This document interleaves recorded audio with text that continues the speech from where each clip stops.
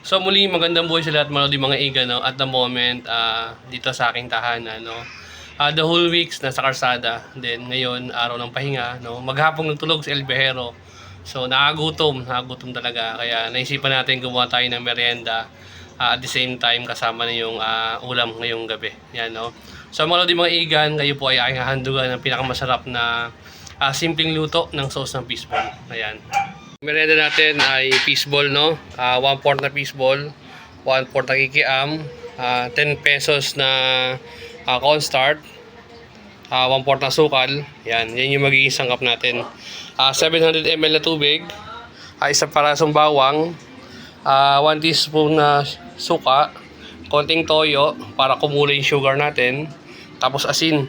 Ayan. So, sa loob ng 100 pesos, meron po tayo mga igan na merienda. Ito, mga lodi mga igan, ito po ginamit natin rice cooker.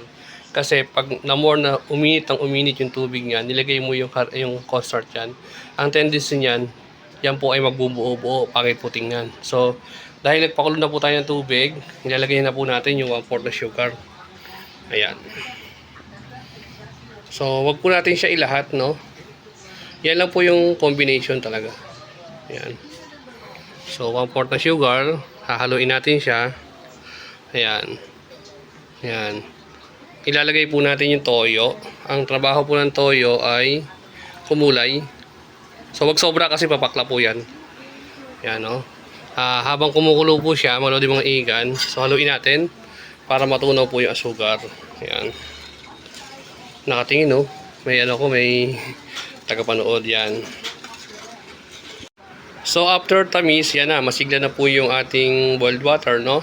After tamis po, ilalagay po natin yung asim, no? Kailangan pag sausaw mo ng sauce, may tamis, may asim, no?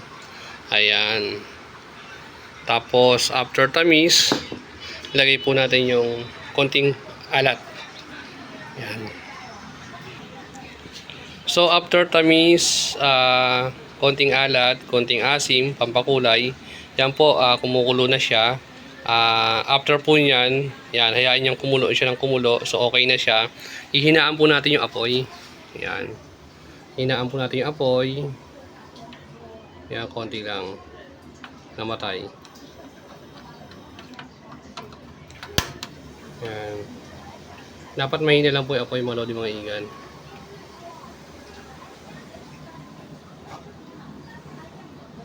Ayan, so kulong-kulo na siya. Ang next step po natin, ilalagay po natin yung ating yan, kinanaw na cornstarch.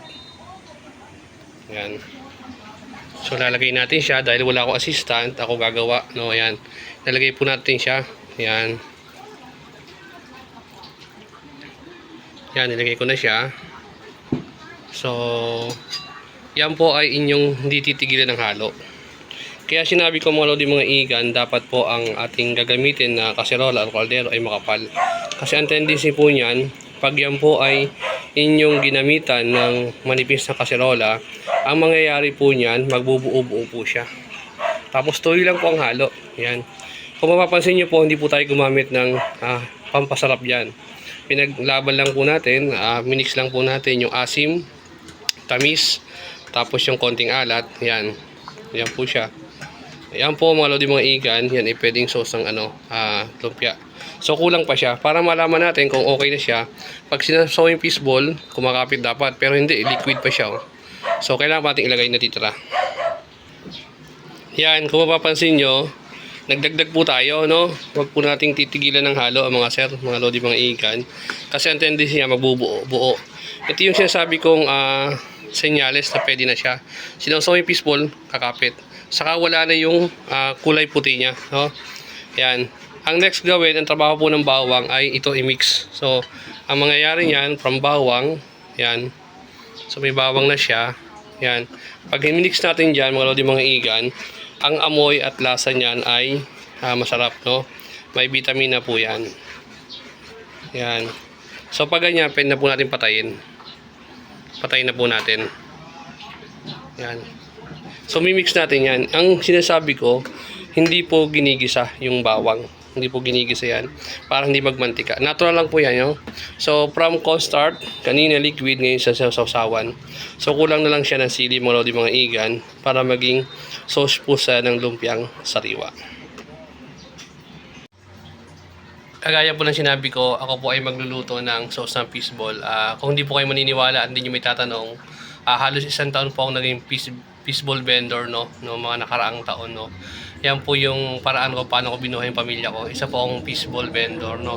So yung sauce ko, mga lodi, mga igan, ikukumpara sa iba, ito ay masarap at malinis ang makagawa. Ito po ay hindi sinamahan na magic sarap o ano bang pampalasa. Ang ginawa ko po, mix ko lang po yung sugar, tapos nilagyan ko ng asim, nilagyan ko ng tamis, nilagyan ko ng bawang, no.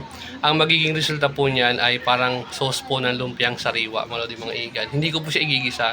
At tayo po ay gagamit po, mga lodi, mga igan, ng cornstarch, no. Ang cornstarch kasi madali siyang palaputin kumpara sa harina. Ayan. So yung toyo, kasi ang binili po natin ay yung wash na asukal, kasi yung pulang-pula po talaga. Medyo may makikita kayong mga itim-itim niyan sa asukal. So sasalain pa natin. Yung wash kasi malinis na. Ang trabaho po ng toyo is pagandahin yung kulay ng sauce natin. So ito tayo. So gagamit tayo ngayon ng kailangan yung makapal na kaserola para hindi masusunog yung sauce natin. Product ng sauce na niluto natin. Napakasimple, ang bilis lang ngayon, oh. Masarap po 'yan, lalo pag tinikman nyo. Yan, oh. So ito piprito na natin. Yan. Para mapagmerienda na yung ating mga bisita sa loob.